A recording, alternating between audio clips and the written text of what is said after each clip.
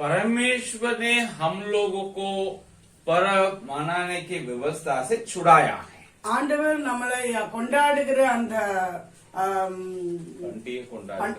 பண்டிகை கொண்டாடுகிற அந்த பண்டிகை கொண்டாடுகிற நியாய பிரமாணத்திலிருந்து நம்மளை விடுவித்திருக்கிறார். इसलिए हम लोग आजाद हैं, हम लोग दास नहीं हैं. அதனால் நாம் அடிமைகள் அல்ல, நம்ம சுதந்திரத்துக்குரிய விடுதலை பெற்றவர்களாக இருக்கிறோம். दूसरा है, हम लोग रोमन कैथोलिक चर्च के नहीं हैं, लेकिन हम लोग सुधार कलीसिया के हैं. நம்ம இரண்டாவதா பார்த்தோம், நம்ம ரோமன் கேத்தலிக் சர்ச்சுக்குள்ளவங்க இல்ல, நம்ம சீர்திருத்தப்பட்ட சபையாக இருக்கிறோம். சீர்திருத்த சபை சேர்ந்தவர்கள். சீர்திருத்த சபை சேர்ந்தவர்கள். तीसरा है, हम परंपरा को व्यवहार में नहीं करते, लाते हैं, पालन नहीं करते हैं, लेकिन हम लोग परमिक वचन को पालन करते हैं. மூன்றாவதாக பாரம்பரியத்தை நம்ம பிராக்டிஸ் பண்ணுகிறவர்கள் அல்ல, ஆண்டோட வசனத்தை பிராக்டிஸ் பண்ணுகிறவர்களா இருக்கிறோம். ये 3 रीजन है हम लोग क्रिसमस मनाते नहीं. இந்த 3 காரணத்தினால நம்ம கிறிஸ்துமஸை கொண்டாடுகிறது இல்லை. जो इन 3 बातों के अंदर आते हैं वे भी मनाने की आवश्यकता नहीं है. இந்த 3 காரியத்துக்குள்ள இருக்கிறவர்கள் கொண்டாடுவதற்கு தேவையில்லை. लेकिन हम लोग ना किसी धर्म के पृष्ठभूमि से प्रभु में आने के कारण, நம்ம வித்தியாசமான பேக்ரவுண்ட்ல இருந்து ஆண்டுக்குள்ள வந்ததுனால पर्व मनाने का एक इच्छा डीप होता है, स्ट्रांग होता है. பண்டிகை கொண்டாடுறது நமக்கு வாழ்க்கை, நம்மளுடைய உள்ளத்துல ஒரு ஆசை நமக்கு இருக்கிறது. मुझे नहीं, कई लोगों को, நிறைய பேருக்கு அப்படி இருக்கிறது, அந்த ஆசை, ஒரு வாஞ்சை இருக்கு. यहाँ तक कि आत्मिक क्रिश्चियन भी, ஸ்பிரிச்சுவல் கிறிஸ்டியன்ஸ் கூட இந்த மாதிரி பண்டிகை கொண்டாடக்கூடிய ஒரு ஆசை உள்ளவங்களா இருக்காங்க. या तो अपने चारों तरफ लोगों के कई प्रश्न होते हैं, उस दबाव में जाकर के क्रिसमस मनाते हैं कुछ क्रिश्चियन. சில பேர் இப்படியாக இருக்கிறாங்க, சுத்தி உள்ளவர்களுடைய நெருக்கத்தினுடைய அந்த கேள்வி சூழ்நிலை நிமித்தமாக, அவங்க பார்க்க நிமித்தமாக அவங்க கொண்டாடக்கூடிய நிலைமையில காணப்படுகிறார்கள். ऐसे क्रिश्चियन को मैं ये सलाह दूंगा, அப்படிப்பட்ட கிறிஸ்தவர்களுக்கு நான் ஒரு அட்வைஸ் கொடுக்கிறேன். परमेश्वर के तरफ से होकर के, ஆண்டவருடைய சமூகத்துல இருந்து சொல்றேன், ஆண்டவருடைய பட்சத்துல இருந்து சொல்லுகிறேன், ஆண்டவருடைய பட்சத்துல இருந்து சொல்லுகிறேன், उसके मुंह बंद करके बोल रहे हैं, அவருடைய வாயாக சொல்லுகிறேன், क्रिसमस मनाने से बढ़ करके கிறிஸ்துமஸை கொண்டாடுவதை காட்டிலும் उस दिन को आप इस्तेमाल करें, அந்த நாளை நாம பிரயோஜனப்படுத்துறது परमेश्वर के लिए, ஆண்டுக்காக பயன்படுத்துறது நல்லது. प्रभु यीशु मसीह को सुसमाचार सुनाने के लिए, ஆண்டவராக இயேசு கிறிஸ்துவோட சுவிசேஷத்தை அறிவிப்பதற்கு. यही सच्चा क्रिसमस अगर हो तो हम मानते हैं. அப்படி இருக்குமானால், கிறிஸ்துமஸ் இருக்குமானால் இதுதான் ஒரு ரியல் கிறிஸ்துமஸ். बाइबल में क्रिसमस करके एक पर्व नहीं है, பைபிள்ல கிறிஸ்துமஸ் சொல்லி ஒரு பண்டிகை இல்ல, लेकिन यीशु मसीह का जन्म है. இயேசுவினுடைய பிறப்பு இருக்கிறது. वो जन्म को अगर मनाना चाहेंगे, ஆண்டவருடைய பர்த் பிறப்பு நம்ம கொண்டாட விரும்புவோம் என்றால், बाइबल में से कुछ बातों को हम आपको परामर्श के रूप में देंगे. உங்களுக்கு அட்வைஸாக வேதத்துல சில காரியங்களை உங்களுக்கு சொல்லுங்க. उसे कैसे आपको मनाना होगा, அப்படி கொண்டாடுவோம் என்றால் எப்படி கொண்டாடுவது, मुझे कैसे उसको मानना होगा, நான் அதை எப்படியாக ஏற்றுக்கொள்ளணும். 2 प्रकार का मनाव है. 2 விதமான கொண்டாடுதல். क्रिसमस मनाव नहीं है, கிறிஸ்துமஸ் கொண்டாட்டம் அல்ல, यीशु मसीह के जन्म का मनाव, ஆண்டுடைய பிறப்பினுடைய கொண்டாடுதல். एक स्वर्गीय मनाव, ஒன்னு ஹெவன்லி செலிப்ரேஷன், दूसरा पार्थिव मनाव, எர்த்லி செலிப்ரேஷன். பூமிக்குரிய கொண்டாட்டம் ஒன்று, பரலோக கொண்டாட்டம் இன்னொன்று பூமிக்குரிய கொண்டாட்டம். ஒன்னு பரலோக கொண்டாட்டம். स्वर्गीय मनाव कैसे बाइबल में हुआ है, பரலோகத்துக்குரிய அந்த கொண்டாட்டம் எப்படியாக வேதம் சொல்லுகிறது பார்க்கிறோம். और धरती के मनाव कैसे हुआ है, பூமியினுடைய கொண்டாட்டம் எப்படியாக இருக்கிறது. इन दोनों को हम बाइबल से आपको लेके बताएंगे. இந்த 2 காரியத்தை வேதத்துல உங்களுக்கு சொல்ல விரும்புகிறேன். स्वर्गीय मनाव में हम देखते हैं लूका रचित सुसमाचार ஹெவன்லி செலிப்ரேஷன்ல பார்க்கிறோம் லூக்கா 2ஆம் அதிகாரம் 8वां वचन से लेकर 8வது வசனத்திலிருந்து லூக்கா 2:8 இருந்து 20वां वचन तक है। 20 வரைக்கும் இருக்கிறது। इसको आप पढ़ने की जरूरत नहीं है, இது படிக்க நமக்கு தேவையில்லை, लेकिन आप जानते हैं। நமக்கு அறிந்திருக்கிறோம்। दूसरा, हमारे पास समय कम है। இரண்டாவதாக நமக்கு நேரம் கம்மியா இருக்கு। आज एक अच्छा से जानने के कारण நீங்க இதை நன்றாக मैं அறிந்திருக்கிறதுனால इसको बोल करके आगे बढ़ूंगा। இதை நான் சொல்லிட்டு நான் முன்னால போற விரும்புகிறேன்। स्वर्गीय मनाव में இந்த பரலோக கொண்டாட்டத்துல स्वर्ग दूत लोग उसमें शामिल हुई। இதுல ஏஞ்சல்ஸ் இதுல இருக்கிறாங்க, இது ஏஞ்சல்ஸ் சேர்ந்து இருக்கிறாங்க। அதுல தேவ தூதர்கள் கொண்டாடி இருக்கிறார்கள்। தேவ தூதர்கள் கொண்டாடி இருக்கிறாங்க। कैसे हैं? எப்படி? यीशु मसीह के जन्म के बाद किसी ने दिखाई दिया आकाश में? ஆண்டோடைய பிறப்பு வானத்துல யாருக்கு தெரிஞ்சது, வெளிப்பட்டது? एक स्वर्गदूत, ஒரு தேவதூதனுக்கு। उन लोग वो क्या किया था? அவன் என்ன பண்ணா? घड़ेरियों को यीशु मसीह के जन्म का जो सुसमाचार था वो बताए थे। அந்த ஏஞ்சல் அங்க உள்ள மேய்ப்பர்களுக்கு இயேசு கிறிஸ்துவின் பிறப்பை அறிவித்தான்। आपको डरने की जरूरत नहीं है, உங்களுக்கு பயப்படுறதுக்கு தேவையில்லை। आनंद मगन होने के अवसर है। இப்போ நீங்க மகிழ்ச்சியாக இருக்கக்கூடிய நேரம்। वो आपके लिए उद्धार करता है। உங்களுக்கு ஒரு ரட்சகர் பிறந்திருக்கிறார்। पूरे संसार का जगत का उद्धार करता है। முழு உலகத்துக்கு அவர் ரட்சகராக இருக்கிறார்। यही वहाँ का संदेश था, இதுதான் அங்க உள்ள செய்தி। यही वो शुभ संदेश था, இது ஒரு நற்செய்தியாக இருக்கிறது। यही वो सुसमाचार था। இதுதான் இது ஒரு சுவிசேஷமாக இருக்கிறது।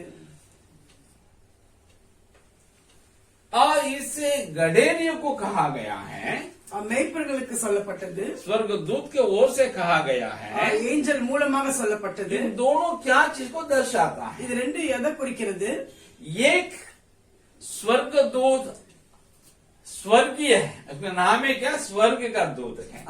ஒன்னு இந்த ஏஞ்சல் பரலோகத்துக்குரியது, பரலோக காரியங்கள்। हेवनली बीइंग्स, அது ஹெவன்லி பீயிங்கா இருக்குது।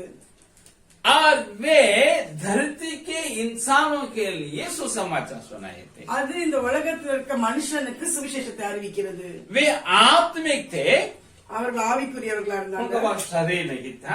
அந்த ஏஞ்சல்ஸ் கிட்ட உடம்பு இல்ல, பாடி आज भी हमेशा एंजल को कोई, स्वर्गदूत को कोई शरीर नहीं होता है। எப்பயுமே இந்த ஏஞ்சல்ஸ்க்கு ஒரு பாடி கிடையாது, சரீரம்। वे आकर के इंसान को सुसमाचार सुनाए जिनके लिए देह है।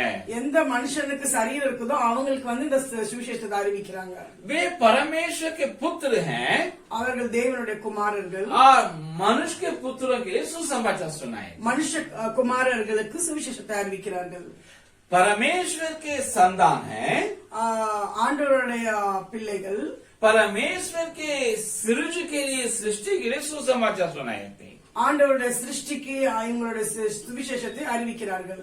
यही हुआ था। இதுதான் நடந்தது। कोलोसियर 3:1-2-3 और यूहन्ना 15 का 19 बताता है।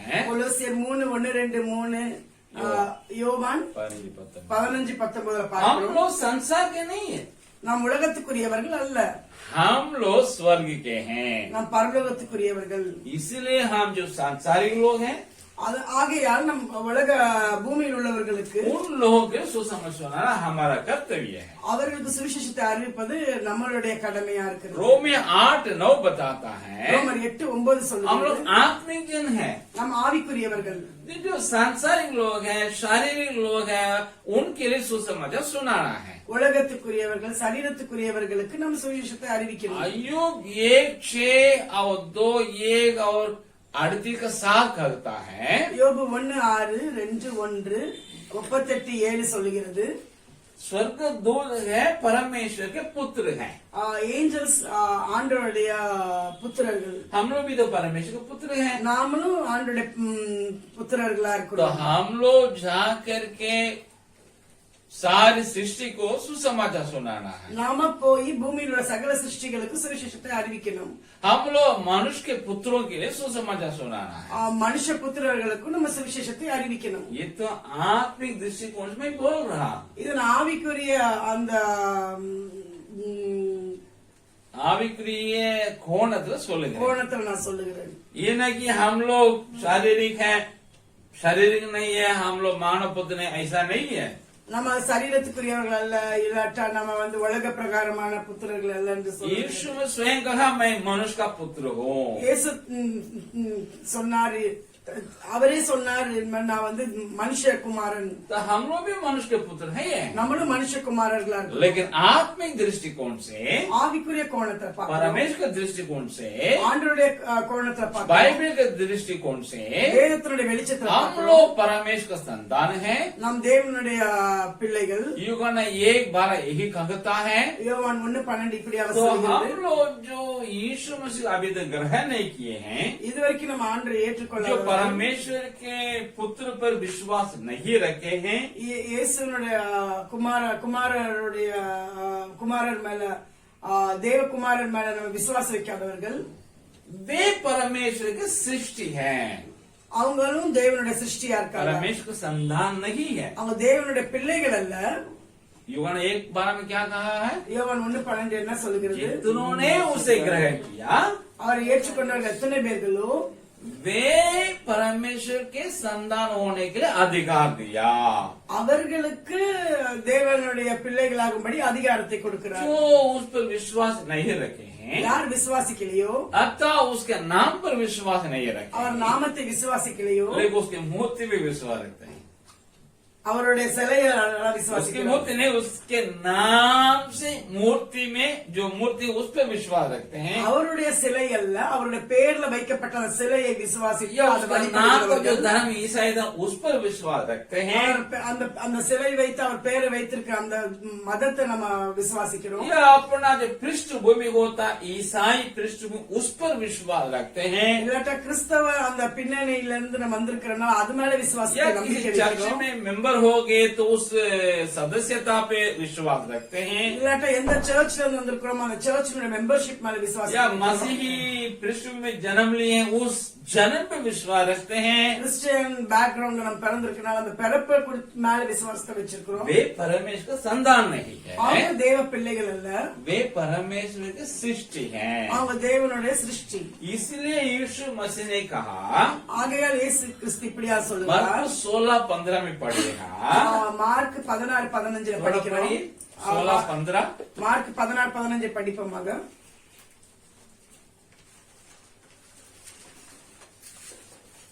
और उसने उससे कहा, और उसने उससे कहा, तुम सारे जगत में जाकर तुम सारे जगत में जाकर सारी सृष्टि के लोगों को सारी सृष्टि के लोगों को सुसमाचार प्रचार करो। सुसमाचार प्रचार करो, है ना। सारी सृष्टि के लोग, है ना। சர்வ சிருஷ்டிக்கும்.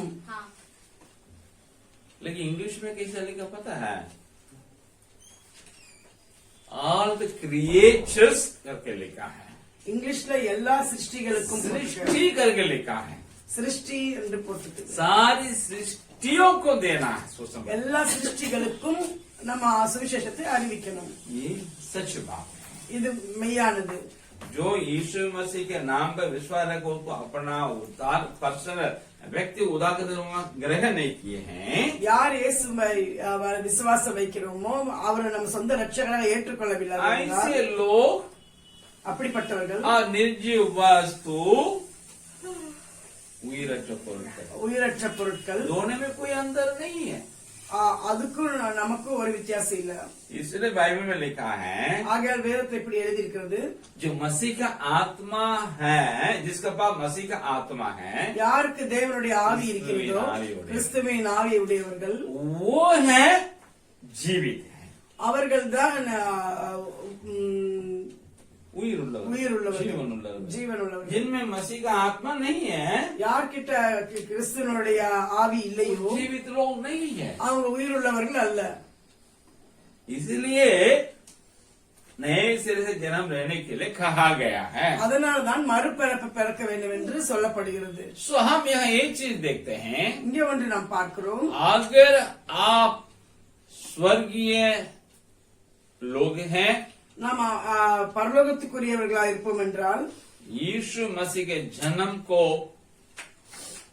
और उसके जन्म के जो प्रयोजन है उसे लोगों को बताएं जो धरती के लौकिक है। அப்படி இருப்போம் என்றால் இயேசு கிறிஸ்துவினுடைய பிறப்பையும் அவருடைய பிறப்பினுடைய அந்த பிரயோஜனத்தையும் நம் மற்றவர்களுக்கு அறிவிக்க வேண்டியது நோக்கத்தையும் அறிவிக்க வேண்டும். अगर आप आत्मिक व्यक्ति हैं, நம்ம ஆவிக்குரியவர்களா இருப்போம் என்றால் अन्य लोगों के लिए जो शारीरिक है, सांसारिक है, उनके लिए यीशु मसीह के जन्म और उसका प्रयोजन को बताएं। இயேசு கிறிஸ்துவினுடைய பிறப்பையும் அவருடைய அந்த நோக்கத்தையும் நம்ம அறிவிக்க வேண்டும்.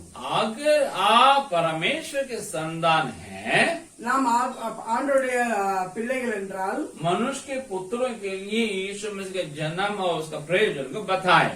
மனுஷ குமாரர்களுக்கு நம்ம ஆண்டவருடைய பிறப்பையும் அதனுடைய நோக்கத்தையும் அறிவிக்க வேண்டும். अगर आप परमेश्वर के संतान हैं, हम தேவனுடைய संततिया இருப்போம் என்றால் सारी सृष्टि के लोगों के लिए सुसमाचार जो यीशु में जन्म है और उसका प्रयोजन उसी को बताएं। सर्व सृष्टिக்கும் இயேசுவின் பிறப்பையும் அதனுடைய நோக்கத்தையும் சொல்ல வேண்டும். अगर आप जीवित हैं प्रभु में, நீங்க ஆண்டுக்குள்ள உயிருள்ளவர்களா இருப்பீர்கள் என்றால் जो आत्मीय रूप में मरे हुए हैं उनके लिए यीशु मसीह के जन्म और उसका प्रयोजन को बताएं। ஆவியில மரித்தவர்களுக்கு ஆண்டவருடைய பிறப்பையும் அதனுடைய பிரயோஜனத்தையும் சொல்லித்தரணும். ये चीज को जब क्रिसमस के दिन में करते हैं, இந்த கிறிஸ்துமஸ் அன்னைக்கு செய்யும் போது यीशु के जन्म को सचमुच में मनाते हैं। அப்போ நீங்க உண்மையிலேயே ஆண்டவருடைய பிறப்பை நீங்க उसके बाद அதுக்கு பிறகு आपको क्या करना होगा? என்ன பண்ணணும்? நீங்க जाके चर्च में आराधना कीजिए। அதுக்கப்புறம் சர்ச்ல போய் ஆராதிக்கலாம். क्योंकि स्वर्गदूत सुसमाचार सुनाने के बाद ही ஏனென்றால் பரலோகத்துல ஏஞ்சல்ஸ் சுவிசேஷத்தை அறிவித்த பிறகு एंजल्स नहीं स्वर्गदूत ஏஞ்சல் ஒரு ஏஞ்சல் ஒரே ஒரு दूत தான் வந்து அறிவிச்சான். ஒரு தூதன் தான் அறிவித்தான். उसके बाद ही बहुत बड़ा एक सेना दिखाई दी। அதுக்கப்புறம் தான் ஒரு பெரிய சேனை मिल करके परमेश्वर को क्या किए थे? आराधना किए थे। அதுக்கப்புறம் அவங்க ஆண்டவரை ஆராதிக்கிறாங்க. यही बात हम देखते हैं, இதை தான் நாம் பார்க்கிறோம். मात्र और नहीं। इसलिए हम जरूर मनाएंगे, लेकिन इस प्रकार இப்படியாக நம்ம கண்டிப்பா கொண்டாடுவோம். उसके बाद चर्च में जाके आप आराधना कीजिएगा। அதுக்கப்புறம் நீங்க சர்ச்சில் போய் ஆராதிங்க.